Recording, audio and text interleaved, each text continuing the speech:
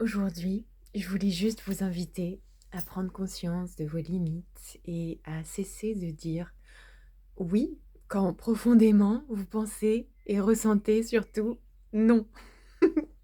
C'est quelque chose qu'on peut beaucoup faire quand on est très empathique, parce qu'on a tellement peur de ressentir du malaise face aux émotions négatives de l'autre personne qu'on préfère dire oui, qu'on préfère mettre ses besoins de côté pour surtout éviter le conflit, éviter l'inconfort, parce que vraiment c'est trop, trop compliqué de ressentir qu'on rejette l'autre éventuellement ou qu'on va mettre quelqu'un, dans l'inconfort parce qu'on ressent son inconfort, comme si c'était le nôtre, en fait. Donc c'est très compliqué et pourtant, quand on dit oui à quelqu'un en ressentant non, c'est à soi-même qu'on dit non. Donc ce n'est pas juste non plus et après c'est nous qui, en souffrons plus tard.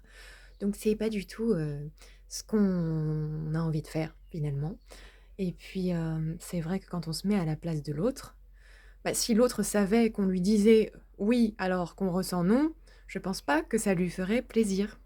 Sauf si c'est quelqu'un, qui, est complètement, psychopathe et qui qui n'en a rien à faire de notre bien-être. Bon voilà, là c'est autre chose, mais si c'est quelqu'un, qui nous aime et qui a envie de prendre soin de nous autant qu'on a envie de prendre soin de lui ou d'elle, eh bien, il est vraiment important d'être authentique dans nos relations.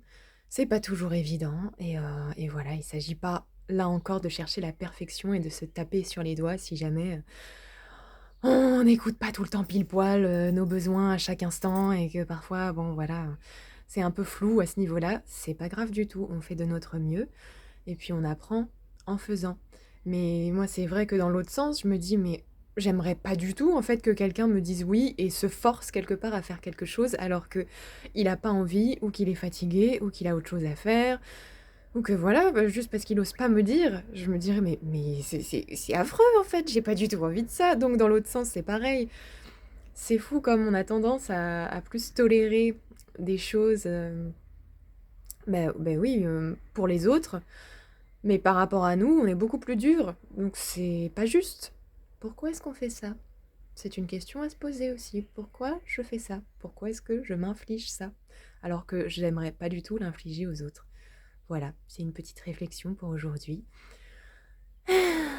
Se dire oui à soi. Parfois, se dire oui à soi, c'est dire oui à l'autre. Parfois, se dire oui à soi, c'est dire non à l'autre et c'est OK. On a le droit.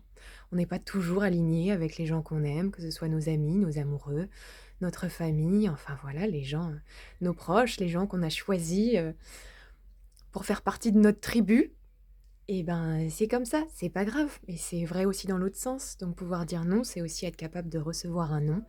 Bah oui, c'est pas toujours agréable, on n'a pas forcément envie de recevoir des noms, mais on peut aussi prendre ça comme un jeu, en fait, de s'habituer à recevoir des noms, à dire des noms. Et ça d'ailleurs, c'est quelque chose que j'ai beaucoup appris, notamment à la danse, dans des espaces de danse libre ou de danse médecine. Quand quelqu'un vient danser avec toi, bah, il y a tout à fait la possibilité, ben, soit d'aller avec parce que c'est fun et joyeux et léger, soit de faire un petit signe pour dire: «Bah non, j'ai envie de rester tout seul». Et puis c'est OK, en fait et on sait tous comment ça fonctionne et voilà, c'est super chouette, quoi, de pouvoir faire ça dans de la fluidité, sans se dire: «Oh mon Dieu, c'est un drame» et voilà, mais c'est un endroit, en fait, intéressant pour, travailler tout ça et puis aussi, on peut dire «oui» à un moment, ça, c'est important de le préciser. Puis, c'est pas parce que, on a dit «oui» à un moment donné que ça va être «oui», pour toute la vie ou pour toute la journée ou pour tout le temps de la chanson quand on danse, par exemple. On peut très bien dire «non» à tout moment. Dire que là, c'est bon, c'est fini, on a envie de faire autre chose ou de se retrouver tout seul. C'est aussi important, en fait, ça, de pouvoir checker régulièrement avec soi-même où est-ce que j'en suis? Est-ce que c'est toujours OK? Bon, voilà et puis il y a autre chose que j'aimerais ajouter, c'est le «peut-être». Quand on ne sait pas, quand on n'est pas sûr, quand c'est pas un non définitif, mais que c'est pas non plus un oui, on a tout à fait le droit de dire: «Peut-être». Jusqu'à ce que ça se transforme en un non ou en un oui. Donc voilà et puis après la façon dont l'autre le reçoit, c'est pas notre responsabilité à partir du moment où on est dans le respect, évidemment, voilà, il y a du respect de la relation, on prend soin de la relation, c'est la base, mais ne pas oublier, surtout quand on a ce genre de profil et qu'on a tendance à s'oublier, à se respecter soi-même. Voilà. Je vous embrasse, je vous aime, prenez soin de vous, posez vos limites, dites des non quand vous avez envie de dire des non. Ça transforme vos oui en vrais oui, parce que c'est ça aussi. Je termine là-dessus.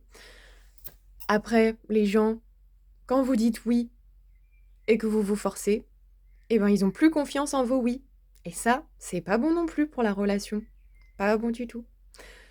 Quand on dit des non, on dit des vrais oui. Et ça, c'est quand même essentiel. Voilà, je vous laisse là-dessus. Je vous embrasse.